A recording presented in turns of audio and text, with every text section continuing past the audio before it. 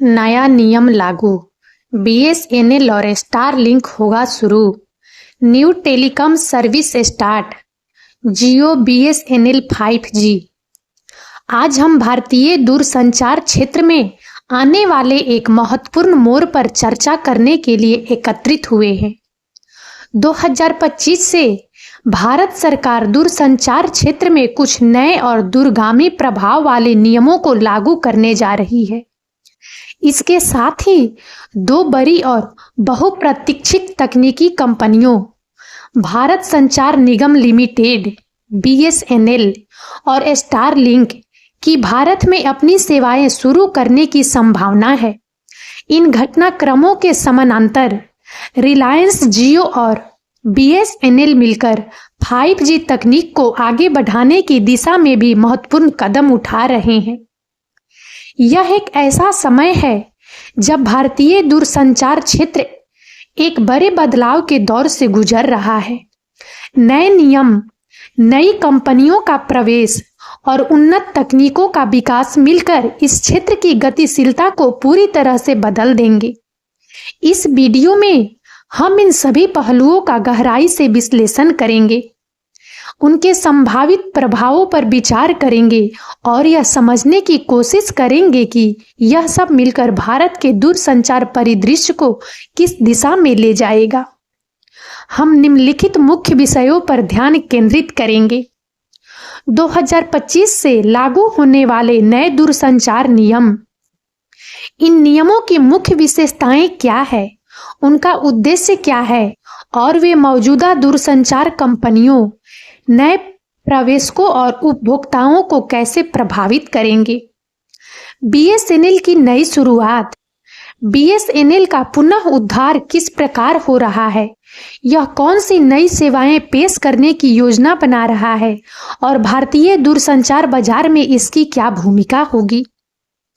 Starlink का भारत में प्रवेश।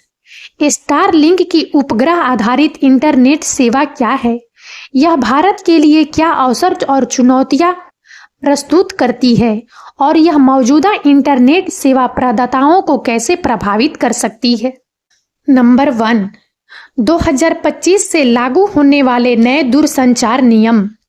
भारत सरकार हमेशा से ही एक मजबूत और प्रतिस्पर्धी दूरसंचार क्षेत्र के विकास के लिए प्रतिबद्ध रही है। इसी दिशा में एक महत्वपूर्ण कदम उठाते हुए 2025 से कुछ नए दूरसंचार नियमों को लागू किया जा रहा है।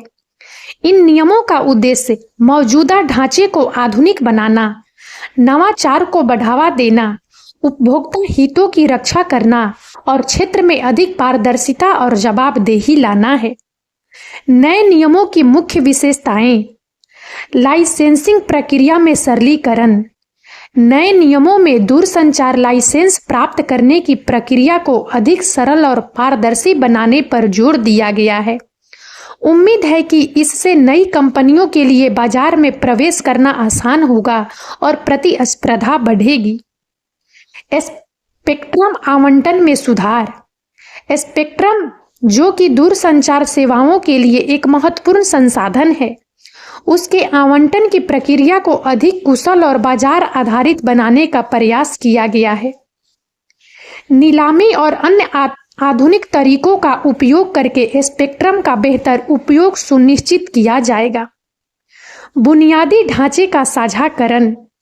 दूरसंचार बुनियादी ढांचे जैसे कि टावर और ऑप्टिकल फाइबर केबल के साझाकरण को प्रोत्साहित किया जाएगा। इससे कंपनियों के लिए लागत कम होगी और सेवाओं का तेजी से विस्तार संभव हो सकेगा।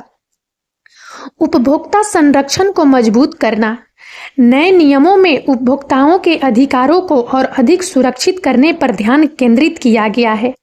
इसमें सेवाओं की गुणवत्ता, बिलिंग में पारदर्शिता और शिकायत निवारण तंत्र को बेहतर बनाना शामिल है। साइबर सुरक्षा पर विशेष ध्यान। डिजिटल युग में साइबर सुरक्षा एक महत्वपूर्ण चिंता है।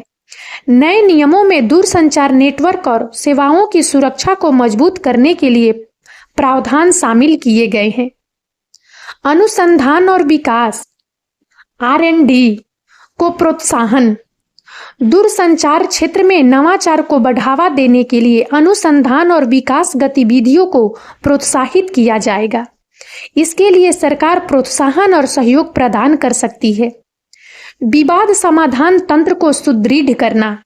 दूरसंचार क्षेत्र में होने वाले विवादों के त्वरित और प्रभावी समाधान के लिए एक मजबूत तंत्र स्थापित करने पर जोर दिया गया है।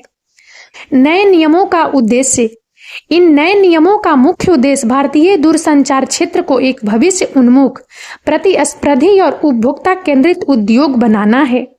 सरकार का लक्ष्य है कि इन नियमों के माध्यम से निवेश आकर्षित किया जा सके।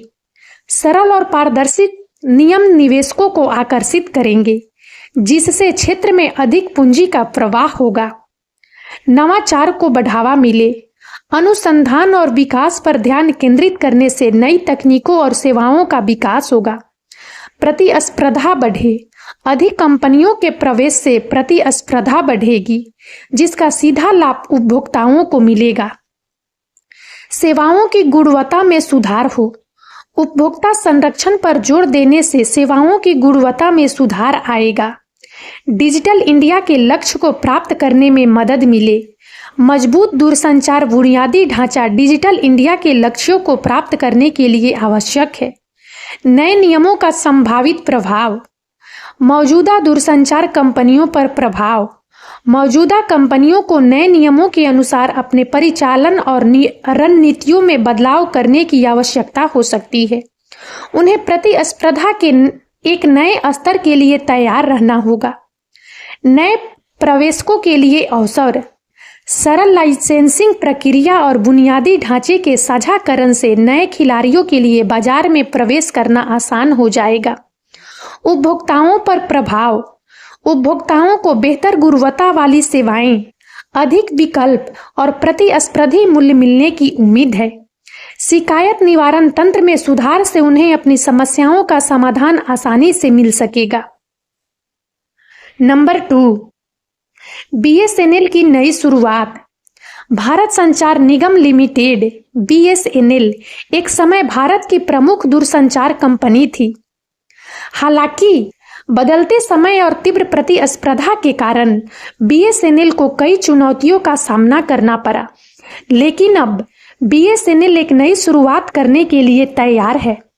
सरकार द्वारा किए गए महत्वपूर्ण निर्देश और पुनः उद्धार प्रयासों के साथ बीएसएनएल भारतीय दूरसंचार बाजार में एक बार फिर महत्वपूर्ण भूमिका निभाने की ओर अग्रसर है।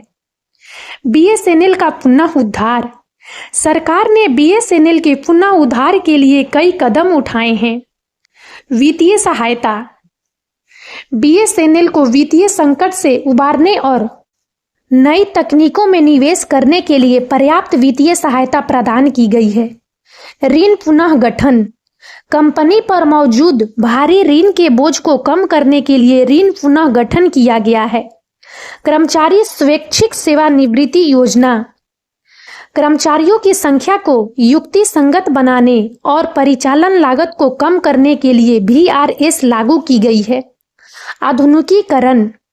बीएसएनएल अपने नेटवर्क और बुनियादी ढांचे को आधुनिक बनाने के लिए बड़े पैमाने पर निवेश कर रहा है, जिसमें 4G और 5G जैसी नवीनतम तकनीकों को अपनाना शामिल है। नई सेवाओं का विकास। बीएसएनएल बाजार की बदलती जरूरतों के अनुसार नई और आकर्षक सेवाएं पेश करने की योजना बना रहा है। बीएसएनएल की नई सेवाएं। बीएसएनएल निम्नलिखित नई सेवाओं पर ध्यान केंद्रित कर रहा है। 4G सेवाओं का विस्तार। बीएसएनएल पूरे भारत में अपनी 4G सेवाओं का तेजी से विस्तार कर रहा है, ताकि वह निजी दूरसंचार कंपनियों के साथ प्रतिस्पर्धा कर सके। 5G सेवाओं की शुरुआत। बीएसएनएल भी जल्द ही 5G सेवाओं की शुरुआत करने की तैयारी में है। इसके लिए कंपनी तकनीकी साझेदारी और बुनियादी ढांचे के विकास पर काम कर रही है। Fibre to the home. BSNL अपनी FTTH सेवाओं का विस्तार करके घरों और व्यवसायों को हाई स्पीड ब्रॉडबैंड कनेक्टिविटी प्रदान करने पर ध्यान केंद्रित कर रहा है। इंटरनेट ऑफ थिंग्स IoT और आर्टिफिशियल इंटेलिजेंस AI आधारित सेवाएं BSNL भविष्य की तकनीकों को अपनाते हुए IoT और AI आधारित सेवाएं प्रदान करने की दिशा में काम कर रहा है। भारतीय दूरसंचार बाजार में BSNL की भूमिका। BSNL की नई शुरुआत भारतीय दूरसंचार बाजार के लिए कई मायनों में महत्वपूर्ण है। प्रतिस्पर्धा को बढ़ावा। एक मजबूत BSNL बाजार में स्वस्थ प्रतिस्पर्धा बनाए रखने में मदद करेगा, जिससे उपभोक्ताओं को लाभ होगा। ग्रामीण और दूर दराज के क्षेत्रों में कनेक्टिविटी। BSNL की देशव्यापी उपस्थिति और सरकार का समर्थन इसे ग्रामीण और दूर दराज के क्षेत्रों में कनेक्टिविटी प्रदान करने में महत्वपूर्ण भूमिका निभाने में सक्षम बनाता है, जहां निजी कंपनियां अक्सर निवेश करने में हिचकिचाती है। किफायती सेवाएं। BSNL हमेशा से ही किफायती सेवाएं प्रदान करने पर ध्यान केंद्रित करता रहा है, जिससे यह समाज के सभी वर्गों के लिए दूरसंचार सेवाओं को सुलभ बनाने में मदद करता है। नंबर 3, स्टारलिंक का भारत में प्रवेश। स्टारलिंक एलॉन मस्क की कंपनी स्पेस एक्स की एक महत्वाकांक्षी परियोजना है। इसका उद्देश्य दुनिया भर में उपग्रहों के एक विशाल नेटवर्क के माध्यम से हाई स्पीड इंटरनेट कनेक्टिविटी प्रदान करना है, खासकर उन क्षेत्रों में जहां पारंपरिक इंटरनेट बुनियादी ढांचा उपलब्ध नहीं है या महंगा है। भारत अपनी विशाल और विविध भौगोलिक परिस्थितियों के साथ स्टारलिंक के लिए एक महत्वपूर्ण बाजार है। स्टारलिंक की उपग्रह आधारित इंटरनेट सेवा। स्टारलिंक लो अर्थ ऑर्बिट LEO उपग्रहों के एक नक्षत्र का उपयोग करता है। ये उपग्रह पृथ्वी की सतह के अपेक्षाकृत करीब परिक्रमा करते हैं, जिससे डेटा ट्रांसमिशन में विलंबता कम होती है और प्रदर्शन बेहतर होता है। पारंपरिक भू-स्थैतिक उपग्रहों की तुलना में LEO उपग्रहों का नेटवर्क अधिक कवरेज और उच्च गति प्रदान करता है।